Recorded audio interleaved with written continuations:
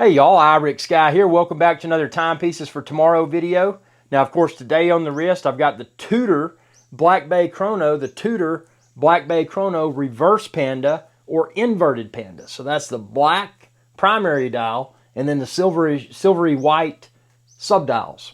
So we're going to talk about this wristwatch. I've posted several videos here on timepieces for tomorrow already about the Tudor Black Bay Chrono, and I just wanted to post another follow-up video. You know, I think that the follow-up videos for any wristwatch are as important, if not more important, than the initial impressions, the initial reviews, etc. So let's go ahead and let's take this off, and we're going to flip over to my other camera here, and we're going to dissect this within a lot of depth. And you know, per your feedback, and I appreciate y'all telling me this, you're like, hey man, why don't you wear gloves? You know, the hands are, you know, a little bit distracting. So, you know, in response to your feedback, I have taken the opportunity to wear gloves. So I'm going to put these gloves on, and we're going to flip over. Now these gloves, I got special gloves that I think I can use with the smartphone. Let's see if that works. It did. I was able to push the smartphone's button using the tip of these gloves. So here we go. Now we're looking at the close-up with the gloves on. This is, again, the Tudor Black Bay Chrono inverted Panda or reverse Panda, whatever you want to call it. And again, crank this video up to 4K if you've got a compatible monitor, because this video is filmed in 4K Ultra HD. So a few things that make this piece exceptional. Number one, you know, you've got the screw-down pushers. You got pusher there, and then also a screw-down crown. So aside from the fact that this is a chronograph, you know, a lot of people that are new to wristwatches, they may refer to a chronograph as a stopwatch. You know, this has a stopwatch complication, a chronograph complication. But most chronographs that you find on the market, they're probably not going to have the screw-down pushers.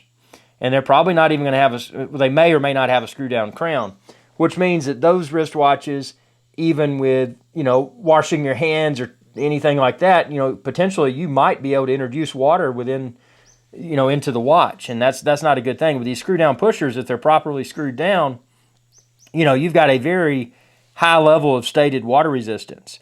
This particular timepiece, as you can see on the dial, it's 200 meters, 660 feet. So, and this is also a certified chronometer. So it's a certified chronometer, not to be confused with chronograph. What chronometer means at a high level, it means that this particular timepiece met or exceeded certain criteria that was imposed by the COSC. So very accurate timepiece. Obviously, this is an automatic timepiece with, I think, is it a 70 or 72 hour power reserve. So, you know, you've got excellent timekeeping capability for something that is, you know, something that is not a, obviously not a battery operated wristwatch. I mean, this is automatic, so you can wind the crown, or you can, you know, as you wear it, the movement of one's wrist will in essence recharge the power reserve. So a few things that I really want to talk about it in this follow-up. So first of all, you can see the bezel, and I got a little piece of potato chip grease on that I just wiped off, but potato chip grease, and then a little piece of salt from salt and vinegar chips. But the bezel, as you can see here, especially if you cranked it up to 4K, because it is an aluminum bezel insert, it doesn't have that high shine or that high gloss like you get with, say, a Rolex Daytona. So, you know, there's an advantage to having an aluminum bezel insert, and that's, you know, also over time, this bezel should develop what's referred to as a pleasing patina. And that's something that's a highly desirable characteristic in the minds of a lot of, or in the eyes rather, of a lot of wristwatch collectors. So they've done things right. The 40 millimeter case size. Initially on paper, I was afraid of the 41 millimeter case size. But once I put it on my wrist, and I've got a 7.5 inch wrist, I can wear this particular timepiece, and then also the smaller Tudor Black Bay 58. I can wear both of those. It's a 39 millimeter. This is a 41 millimeter. But because of the nature of this timepiece being a chronograph, I feel that the 41 millimeter is perfectly acceptable. And actually, I would not want, originally before I put this on my wrist, I thought I would have wanted a Black Bay 58 chrono but after wearing this, I would not. I mean, this I feel that proportionally everything is perfect. It doesn't feel too tall on the wrist. You know, it doesn't feel like it's got too much case thickness. You know, that's something, again, on paper that would be easy to assume might be an issue. But a lot of things you just need to try them on in the flesh. You know, go to your Tudor authorized dealer, your Tudor boutique, put one on your wrist and see what you think. You know, everybody's allowed to have their own opinion when it comes to what is a quality, or what is not necessarily a quality wristwatch, but what is a wristwatch that do they like a wristwatch or not. You know, that's up to the person that's actually planning to purchase the wristwatch, in my opinion. So, you know, a few other things as we've discussed. This does have the Rolex Oyster style bracelet. Obviously, it's a Tudor bracelet. They did do, and this is a point of controversy, these faux rivets, these fake rivets on the side there. I never notice them while I'm wearing them, whether it's the feel and or the visual. So you probably won't even realize they're there. In case you're wondering why they put them there, they put them there to give this timepiece a more vintage or old school style look. So a lot of people don't like that. They would prefer to just have the polished sides of the bracelet. But again, that's a matter of personal preference. And keep in mind, you can get, and although I always recommend purchasing a timepiece on a stainless steel bracelet, you could always add a rubber strap or a leather strap aftermarket if you wanted to, and completely change up the aesthetic of this timepiece. But I think I like the bracelet. Yeah, I would like to have the my personal preference would be, you know, take away those rivets. But again, that's just my personal preference. Adjustments.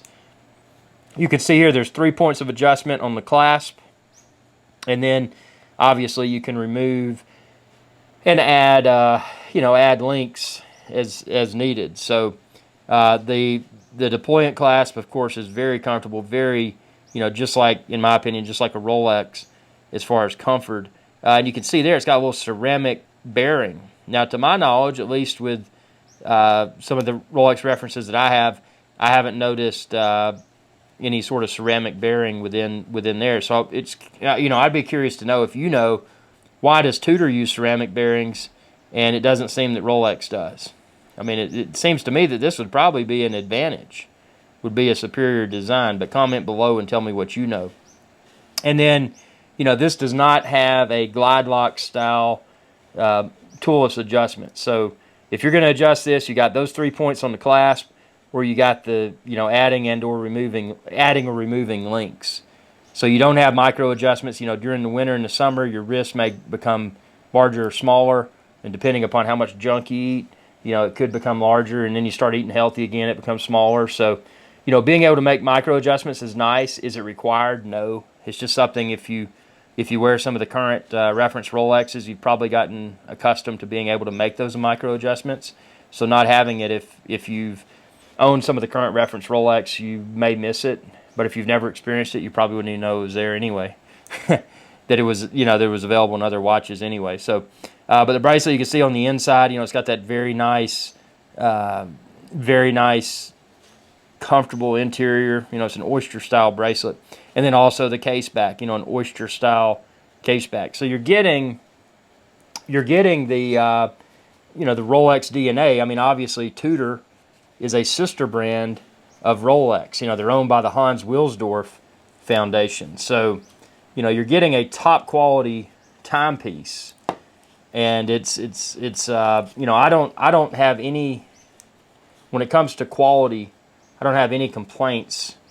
I take these gloves off to put it on there, but I don't have any complaints when it comes to quality. I mean, the quality, in my opinion, of the Tudor Black Bay Chrono is right up there with Rolex. Now, there's a few things that will be different. Again, we mentioned this is using an aluminum bezel insert.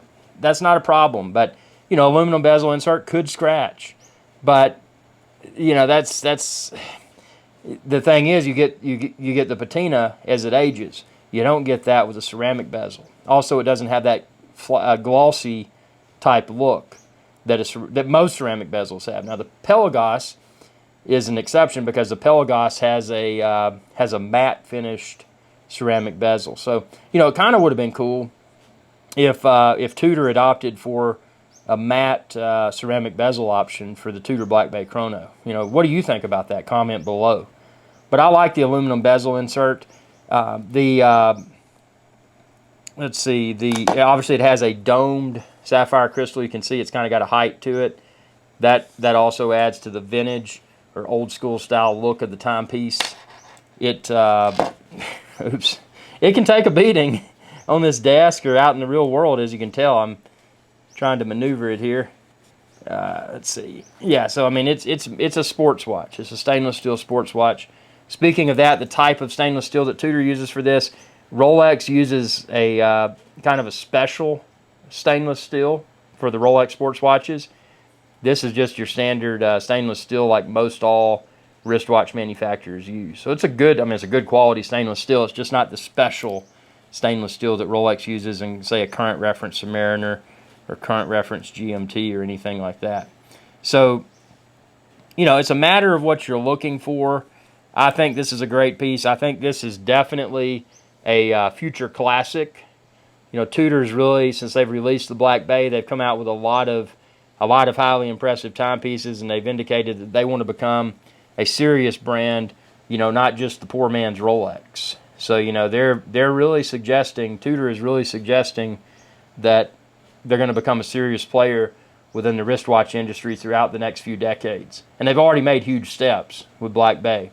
And although I'm not a fan of the original Black Bay, and again, I like this. This is Tudor Black Bay Chrono, but I find the original Black Bay, like the Black Bay GMT and the original Tudor Black Bay dive watches, I feel them to be too big. But with this, with the Tudor Black Bay Chrono, I feel that the proportions on it are correct. And I also like, again, the Black Bay 58 for the, for the non-date divers, like the Tudor Black Bay 58 Navy that I have. So, Tudor's done an exceptional job with this.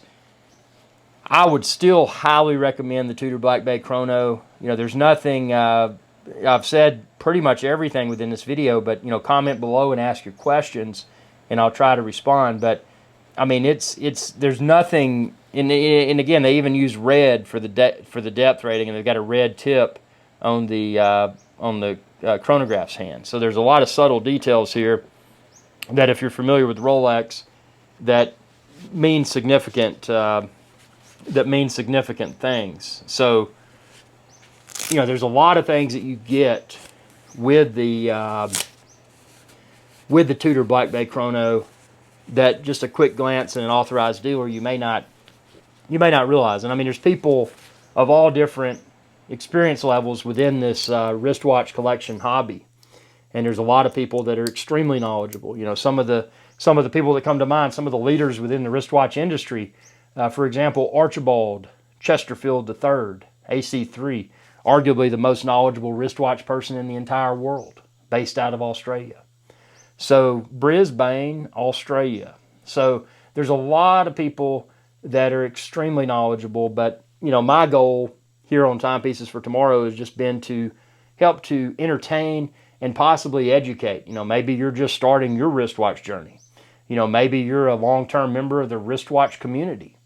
Whatever your position may be, it doesn't matter. These videos like this, these Timepieces for Tomorrow videos are for everyone. So I appreciate your viewership, and as always, and I'm not wearing my Timepieces for Tomorrow shirt today because actually I'm washing it, man. It kind of got sweaty, and I just, I put it through the washing machine, so I'm just wearing a workout shirt because I'm going to, hit up the gym. So with that being said, I do want to remind y'all to check out the Timepieces for Tomorrow merchandise. You can find it linked down below. I've got t-shirts, coffee mugs, stickers, sweatshirts, and a whole lot more. So that helps to support videos like this. Also, be sure to subscribe and ring that bell icon when you do, because that'll notify you whenever I post another video. And if you want to support me, hey, become a channel member. And also, you can support me on Patreon. And during live shows, you can choose to super chat. So there's a lot of ways to support the growth of Timepieces for Tomorrow. Without your viewership, without your support, videos like this would not be possible. And if you are a pre-owned wristwatch dealer, reach out to me, because I'm looking for a relationship with a pre-owned wristwatch dealer so that I can obtain hands-on access to a variety of timepieces and obviously push traffic to that pre-owned wristwatch dealer. So if you're a pre-owned wristwatch dealer or know someone that is, please contact me. review at timepiecesfortomorrow.com. And speaking of review at timepiecesfortomorrow.com, if you've got a wristwatch or collection of wristwatches that you'd like for me to review, anonymously, of course, I don't use real names, but whatever name you want me to refer to you as, I can do that and post it here on Timepieces for Tomorrow.